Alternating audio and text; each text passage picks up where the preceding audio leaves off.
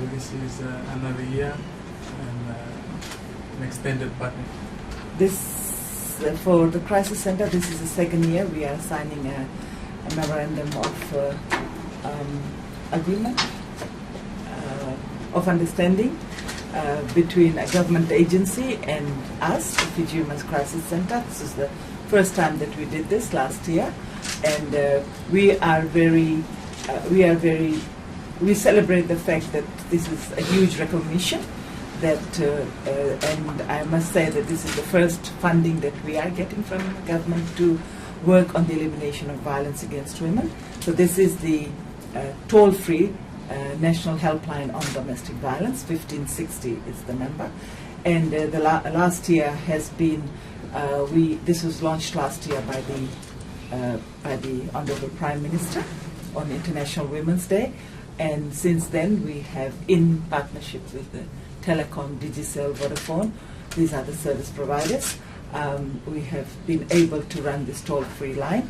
I also have Elizabeth Mbuli with me, who actually manages it and coordinates the calls and does all the analysis and data collection at the end of every month. So for us, we are grateful for the opportunity. And I just want to say that this also, when people have asked me, why is it so useful? You have always run a 24-hour line. Well, that wasn't toll-free. This one is toll-free, accessible throughout, but also that we are able to bring this to the Elimination of Violence Against Women Task Force. And we are able to provide data, hard data, but we are also able to provide information on services, the provision of services, which government services are working, which are not, which non-governmental services are working, which are not, and also it helps us in strategizing how to provide better services for survivors of domestic violence, women and children. On behalf of the Ministry, this truly is a recognition of the working partnership between the Ministry and the Fiji Women's Crisis Center under the great leadership of Ms. Sanjima Ali. Not only for the time now, but in recognition of the best practices that they have pioneered of the many years, decades of existence in Fiji. And I think it's a proud moment for us to continue for the good work that the Center has been doing in breaking the silence on violence against women and children. When you look at the victims and survivors of violence from their perspective, this gives them an avenue to resort, for assistance, for help at a time when it's most needed for their time, and also for us to work together in many frontiers as far as battling violence against women and also children as well. This is not only the partnership that we have, we also work together on the thematic focuses on women.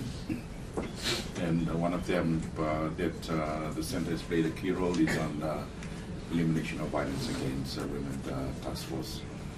We are happy to continue.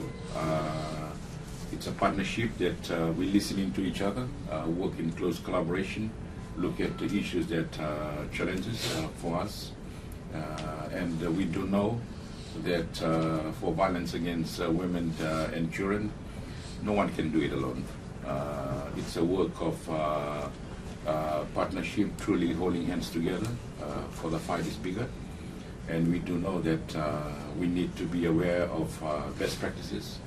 And the Ministry recognizes that the Fiji Women's Crisis Center is a leader in its own area of work, and we recognize and we work closely with them in bringing about changing the gender platform that we have, looking at the gender stereotyping, looking at gender mainstreaming, especially in the government agencies and also in the other sectors as well. One of the models that we have taken on board has been the male advocacy which has been championed right throughout the civil service. We will continue to do so in this fiscal year, and also extending it with the faith-based organization. Because if we don't, we will continue to have the symptoms of gender inequality, which is violence against women. Thank you.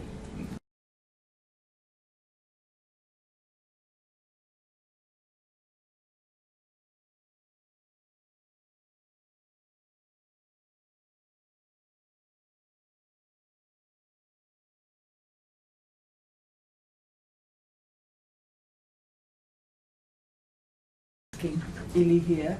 So we've received, we can, usually when you want the steps from the toll-free line, you have to ring the ministry for it. But we'll let you know, because we've already passed this on to the ministry. We've had about 1,000 calls over the last year, and of that about 60% are domestic violence.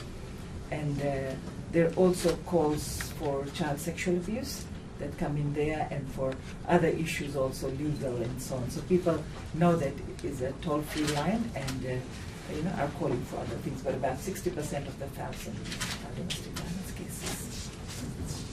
So maybe you can. We received the call.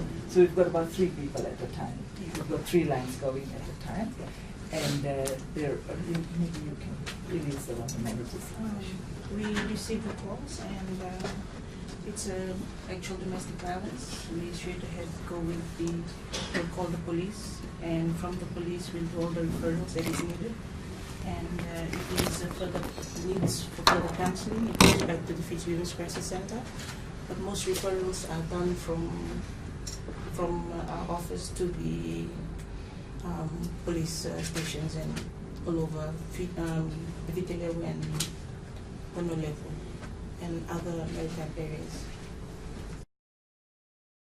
That come through our emergency calls. Yes. So that is why police are needed immediately. And most calls that we receive are all genuine calls. We highly get prank calls in our hardly ever. And referrals are done as according to what our procedures are at the crisis center. Majority of the calls come from the central area, and most of the calls come from here and from the western side. One of the joint understanding that we have with the crisis center is for us to create the awareness on the availability of the domestic violence helpline 1560, using the REACH mission that we have, which is a joint undertaking with the Legal Aid, UNDP, and also other social sectors. So that is part of our ensuring that our people are made aware that this is available, that is within reach to them, and for them to fully utilize should there be a need. And that's something that we work on. And creating that information, creating that education, creating that awareness. This facility is something unique for Fiji. It's something that the region are keen to learn from. So it's a wonderful platform we can share with the Pacific Island countries. We have the Elimination of Violence Against Women Task Force, which is quite a vibrant task force, the most vibrant one, I think, in government's commitment to gender equality. So that is when we try to meet every 2 months or so. But when the reports are done every month, we do have a meeting with officials from the ministry, and if there are issues, that is then conveyed to them. So the Ministry for Women staff, through their own channels, or let's say if we have too many problems with police, so they will convey that to the relevant police authorities. That's where we are having some things are lacking, and police are also part of the members of the Evo task force, so they also hear it at that point in time. Also, the crisis center, we have our own relationships with government agencies like the police, social welfare, and so on. So we are also in regular meetings with the Commissioner of Police. We are able to relay what is working well and what is not. Most of the work is with the police, but also other 24-hour lines we are able to see whether they are working or not.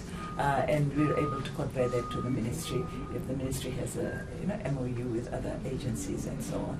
So that's how we do it in our own lobbying and advocacy, because that teaches us what is working well, so we learn from it, and what is not, then this is how it's conveyed to the various other ministries. And of course, the available role that you do play, sharing the domestic violence helpline, also in the various public gatherings that we do have there. Even within our own networks, we can do wonders by spreading about the information about the domestic violence. Well, so far this year, we have we just did the report, about 600 cases of domestic violence already, and that's from all our centers. The crisis center in Suva, Ba, Lambasa, Rakiraki, and Nandi. So from the 5 centers so far, that's the number. And these are the people who actually come into the center, face-to-face counseling. And some of them have been referred from the toll-free, from the emergency line. That would be from January to mid-August.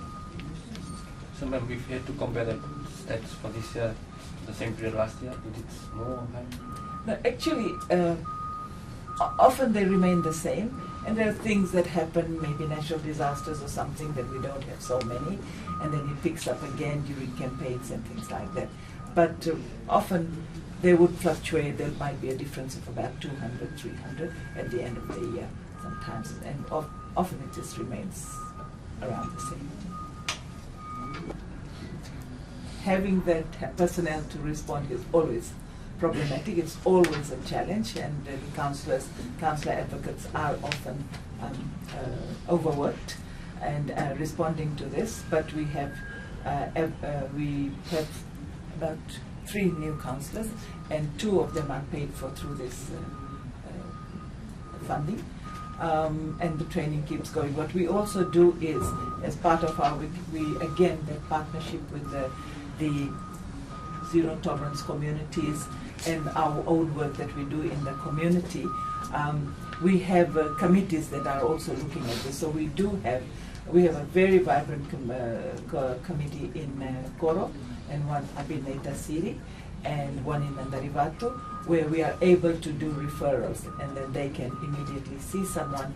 We have contacts in those places, so if we can't reach them, immediately see and support them. It doesn't always work ideally, but those are the things we have in place to be able to respond.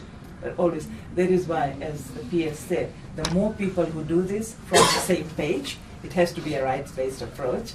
It's not a welfare issue. Actually, it's a human rights issue. So the more people we teach, the more people who come on board, like the Anglican Church and so on, if they come on board, then the work is spread out with other organizations. The center also responds to survivors of child sexual abuse, physical and emotional abuse, and we've done that right from the beginning. So we have those, and then we also have rape survivors who are accessing services, and then we have other people who are seeking legal advice. We have a legal department also. So there's also all those other things. The rest of them would be others, but the 4 areas we respond to of violence against women is domestic violence, rape, child sexual abuse, and sexual harassment. Yes, we have men calling in. Men also have some problems, and then we talk to them on the phone, if their wives have left them and so on. And we don't encourage that, because we'll be inundated with men coming, so that is why the male advocacy program and trying to encourage men to seek counseling. But yeah, so there are men who call in, and there also we have men and women who call in because they're a bit confused about their sexual orientation. Young people, we deal with that. Sometimes fathers call on behalf of their daughters and nieces and sisters and so on. So we have that also. And the sexually abused children, the young boys, adult survivors, they also come.